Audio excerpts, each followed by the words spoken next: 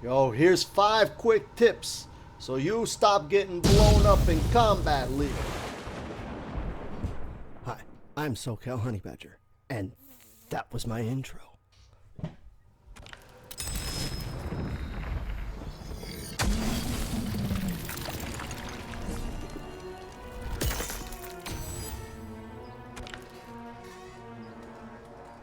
Alright, the first thing you need to do, first tip, is you need to optimize. Now what I mean by optimize is not what everybody else means by optimize. Different than your other YouTubers, so pay attention. What I mean by optimize is not that you need to get like some 50% damage, 3 bar, 2 assist, fatal blow combo, none of that. That stuff is unnecessary, okay? That point you're just trying hard. What you need to optimize to is a very specific amount, and that amount is 300. You need to be able to do 300 damage with 1 bar of meter. The reason why you need to do 300 damage with 1 bar of meter is because this lowers the game's victory conditions down to 3 reads. Okay, your average character in Mortal Kombat 1 has 1,000 health. Some have more, some have less. Some people go to like 900, some can go to 1100, and your different cameos are going to change your health values depending. However, if you can shoot for that 300 damage range at a bare minimum with 1 bar, what you do is you break the game down into a 3-touch game. I only gotta hit you 3 times. If I hit you 3 times with this combo, I will win. This is why you need to optimize to 300 damage. And the reason why you need to do this with 1 bar is because chances are, you will always have 1 bar available. This is because at a bare minimum, you want to have access to this tool.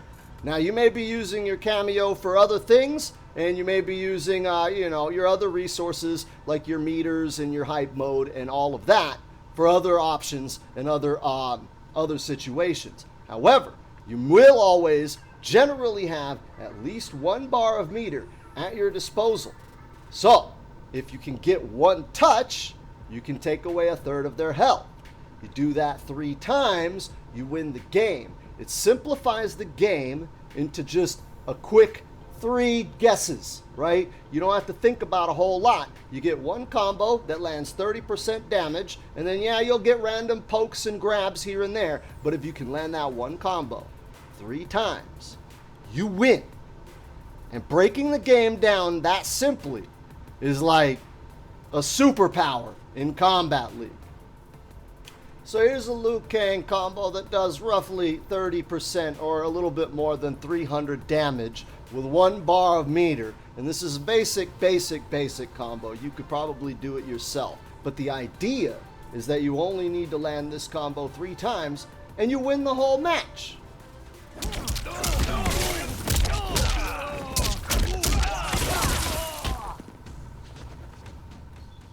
So that was a basic Liu Kang combo. Got a little bit more than 300 damage, but Liu Kang's on the higher end of damage than some characters. Not every character is going to be able to hit that 300 with 1 bar.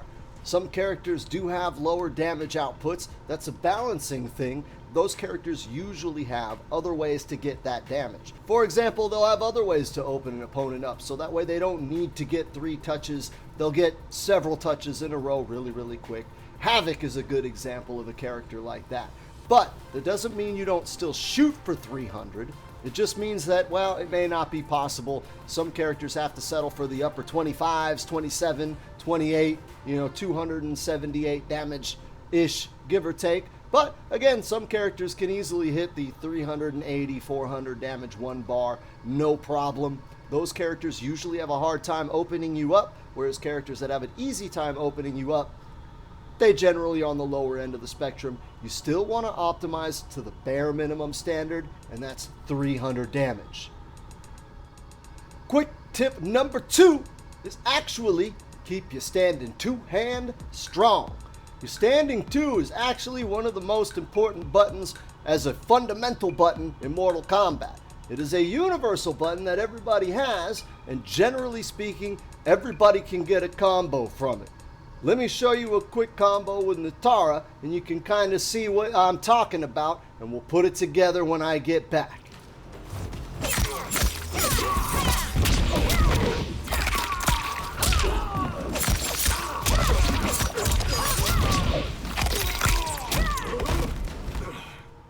$419 damage, or 41%. That's nothing to sneeze about. You hit that bad boy 2 times, and they're dead. However, when you look at that move, it kind of has some weaknesses, right? It's a high, it's kind of low range. It's not an easy move to hit, so why would that move be important? Well, the reason for that is...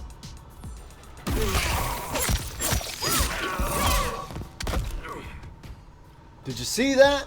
Did you see what we did there? That's right. Your standing 2 is going to be, generally speaking, your optimal punish. Now, the reason why your standing 2 is your optimal punish is because it's one of your fastest moves that can lead to the most damage. You may want to use your jab. However, jabs are not really used as your punish. Jabs are used for jabs, right? I need a really fast move and I need it on screen right now. So yeah, that is a situation where you would use a jab, that is to punish someone. However, jabs sacrifice some of their damage for speed. Standing 2s do not sacrifice as much damage for the speed. Let's take a look at some frame data. Alright, so as you can see, our standing 1 starts up in 7 frames, but does 20 damage. However, when we look at our standing 2, it starts up in 9 frames and does 30 damage. So as you can see, standing 2 sacrifice a tiny bit of speed for a lot more damage. 10 damage to be specific with that specific example, Natara. So that's why you want to use your standing 2 as your primary punish. There's another reason why you need to keep your standing 2 hand strong. Well, let's check out another situation.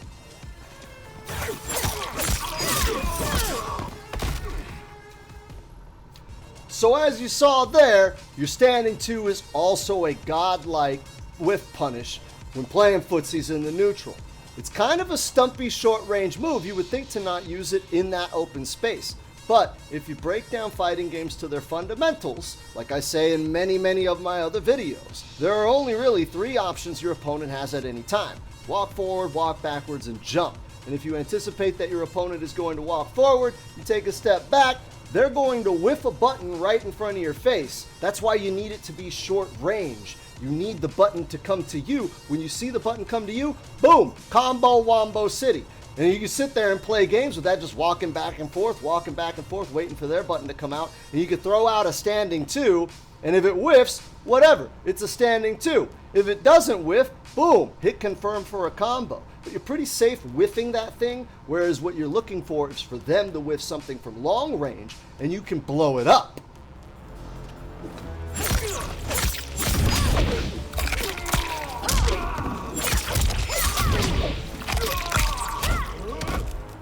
See that? It's also a great anti-air. Remember, it's really fast and it's a high. And so generally speaking, Mortal Kombat fundamentals, your standing 2 is going to be one of your best, easiest anti-airs to throw out there because it's so fast that if you miss it, you could still block. And if you see them jumping, you have a lot of time to confirm and just hit a really quick button. And once you get that button, you have a lot of time, if you catch it high enough in their arc, to just follow in and hit them with whatever combo wombo you can think of. So like you said, standing 2 is a very important button. You need to keep your standing 2 stand strong because there are 3 situations that I just went over right now where your standing 2 would have gotten you 30% damage, and that would have been a kill. 3 situations with the same button, and you would have won. Think about that, man.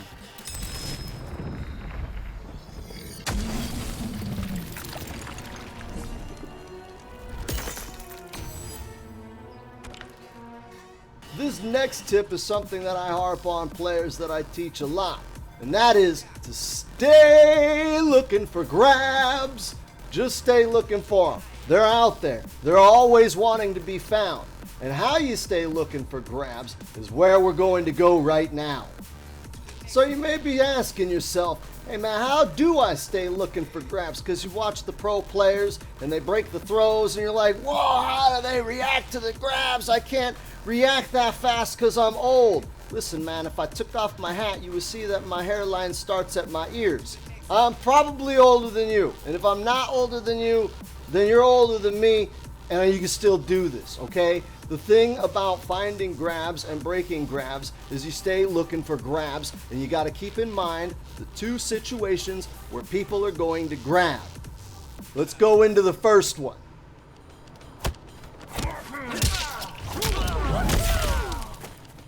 That was the down one grab, a dirty, nasty tactic found in high-level play. But that's not where we're stopping. Let's look at a couple more examples before we explain stuff.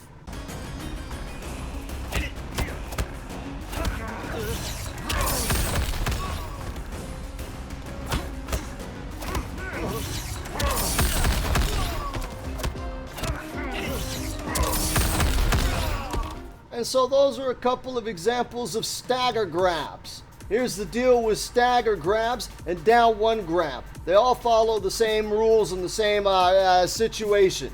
Okay, if you're looking for a grab, well, you have to be where a grab can be grabbed, right? Okay, that has to be up close. If they're up close, chances are they're going to go for a grab. Now, it's stupid to just go for a grab raw. It's a very risky proposition. Chances are you get blown up by the standing two for them trying to dash in to grab you. So they'll try to hide it and sneak it. And what you got to do is keep your eye out for those common sneaky tactics that people are going to use. And the two biggest ones are the down one grab and the stagger grab. Now the down one grab, the key behind that is they do a down one and then they're looking for a jail and do a combo. And instead you're like, ha ha ha, I blocked your down one, you can't jail me. And then they grab you. Or they'll just down one, grab. Eventually you gotta let go of block and try to get a hit, and as soon as they get a poke, they just down one again until they get a grab. The down one forces you to block. Once I know that you're gonna block, then it's grabo-wabo time, right? The second example that we looked at was the stagger. Now, this is the trickier, dirty one. Staggers are stopping a string early and then going for a grab. Now you have to keep in mind the rules behind strings so you can blow them up, okay? Strings in Mortal Kombat generally are 3 hits. So, all you have to do is look for the third hit. If they don't go for a third hit, they may be going for a grab. It is dirty when they'll do the standard 1 hit and then a grab, but treat those like the down one grabs. Once they start doing 1 hit grab, just replace the down one with that. You're looking for the string. 1, 2, okay, he didn't go for the third one. What's he gonna do next time? 1, 2, there's the grab. He grabbed on 3. What's he gonna do now? Probably grab on 1. Boom. So as long as you keep the rules in mind, if they do a down one, they're trying to force you to a block, and if they're forcing you to block, you stay looking for grabs. And if they're staggering a string, chances are they're forcing you to block, and if they're forcing you to block, they're looking for grabs. That's why you stay looking for grabs. So when they're pressuring you, you want to sit there, and when you see a string stop, you either mash your down one or you look for a throw tech if you're confident that they're going to throw you in one of the either or directions. There is some risk and reward to that because, again, if they don't go for a grab and you get caught in a jail, you're going to get blown up for pressing buttons when it's not your turn. However, if they're pressing out a turn, for example, they down one when you block, it's not their turn to press again. You block. That's some ornery nonsense right there. Keep your standing 2-hand ready, but also keep your eye out. Stay looking for grabs.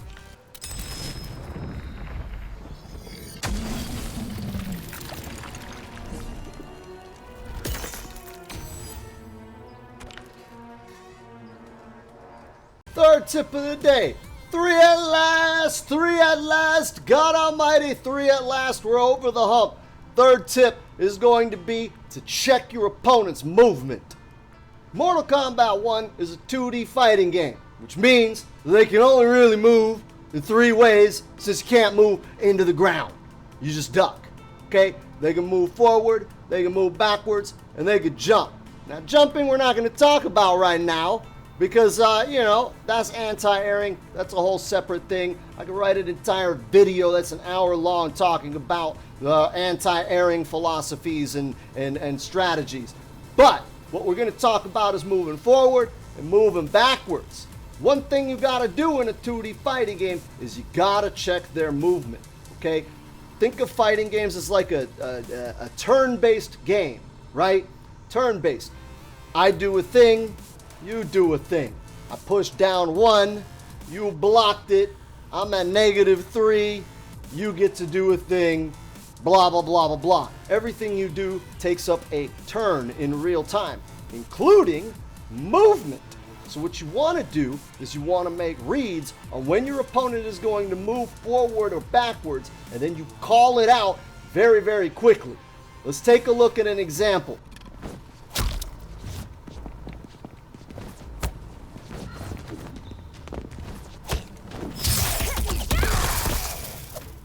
So you saw what we did there, right? I noticed he was moving every time he did the down 1, so I decided to call it out. Remember, if they're not moving, they're not blocking. Now the move we did there with Lee May, the back forward knee punch, you saw the move, okay? That move is death on block. It's unsafe. So just don't do it when you think they're gonna block. Do it when you think they're gonna move. How you do that and how you set that up is really up to you in the middle of the match. But the most important thing is to check their movement. Now you don't have to do it a lot. You only have to do it enough times to get them to stop moving. As soon as you check their movement one time, they're going to get a little bit trigger shy. Most of your movement checks are very, very fast. You can't really see it and react it. It's if they move, bam, I hit you for it. They are risky. Again, you'll get blown up. And if you're fighting someone like me who has their standing 2-hand strong, I'm going to be looking for movement checks, and that's layers on top of layers on top of layers. But you, just starting out, you need to incorporate movement checks into your repertoire, because if you can stop them from moving, you can stop them from acting. And if you stop them from acting, well, it's your turn to do stuff. Fighting games are a turn-based ordeal, so you want to take as many turns as you can. Scare them into the movement check, and they'll stop moving. Likewise, if you find somebody that's a little trigger happy with their movement checks, sit back and block.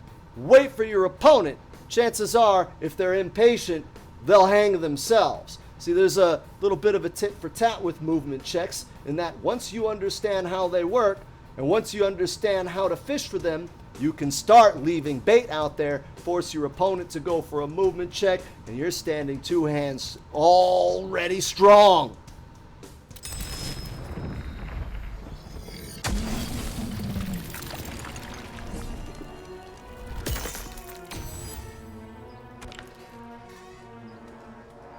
Our final tip is one that we actually have been drilling into your head the whole video. That's right, secret technology, secret knowledge. And that is, you need to get 3 reads.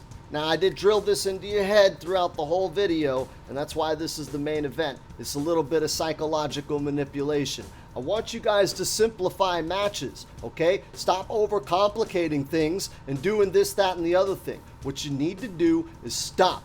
Break the game down into 3 reads. We covered getting a combo, we covered getting the punish, optimizing the combo, but you need to get 3 reads. And what that is you find 3 ticks that your opponent does. Until you find 3 reads, you sit your ass down and you relax and you block and you wait. Once you find those 3 reads, now you go into predator mode. Now you go on the hunt. And you start looking for those 3 situations. For example, the whiff punish, right? I'm going to sit there and I'm going to set up a situation where I can get a whiff punish, because if I do that, that's 30%. Or the movement check. I'm going to jitter my movement around. I notice he likes to go for the movement check. We're going to jitter. We're going to bait it out. We're going to get our second touch. Oh, look, this guy, right? He likes to sit there and do anti-jumping whatever technology, so I'm going to anti-air that. That's our 3rd touch. We won the game. Do you understand how important it is to just find 3 reads on your opponent. I've given you several situations and what to do in those situations. Now it's up to you to get out there, condition your opponent to get into 3 bad situations. And then as long as you can do that, you win the match. Break the game down. Break it down to the simplest form. Everything becomes easy. Let your opponent keep the matches complicated. Let them sit there and think about frame data and punishes and optimization, and let them watch, Tweety's freaking combo videos, and let them go and watch whatever, and let them fill their mind with nonsense. But if you want to win, you have to understand that your mental stack is a resource in the match. You will get exhausted. I go to tournaments. I fought at Evolution, man. I've beaten world-class players. The mental stack is real. Mental exhaustion is a strong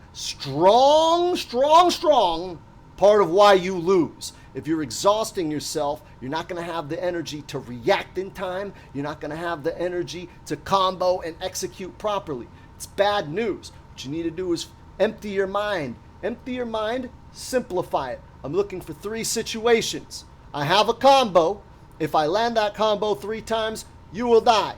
If you give me 3 situations, you will die and I will win. So what I will do is I will sit here and I will sit tight until I get 3 reads, and then I'm going to act on them. That's why in the beginning of a match you see pro players chilling, right? They're backing up. They're not moving a lot because they want those 3 reads. I'm not putting buttons on screen and you're going to blow them up and take that risk of dying if I'm not going to be 100% right, especially if it's Evolution and there's $50,000 on the line. You know how many burritos I could buy with $50,000? Like 4. 4 burritos. It's inflation. It's goddamn inflation. Anyways. Okay? When you're playing, you want to be very conservative. You don't want to take unnecessary risks. You don't want to put buttons on screen unless you know them buttons are going to hit. And that's why I don't have a clip. You have clips in your mind of where you can find those 3 reads. So go forth and be horrible. There's 5 tips to your death. Look, I'm so hyped to get back into Kombat League that I can't even finish my own outro. But that's 5 tips for you to integrate into your gameplay so you stop getting blown up in Kombat League. Now I'm going to get out of here and go get me one of my inflated ass burritos. You like, comment, and subscribe, and maybe click another video or something. I don't know, man. I got to get that bad there. Hey, so, if you follow YouTube enough, you know that they like to put weird stuff all over the screen for the last 30 seconds. So this is going to fill that space. Yeah. It's probably right there and there. All over the place right now. Yeah, go ahead and click that stuff if you want.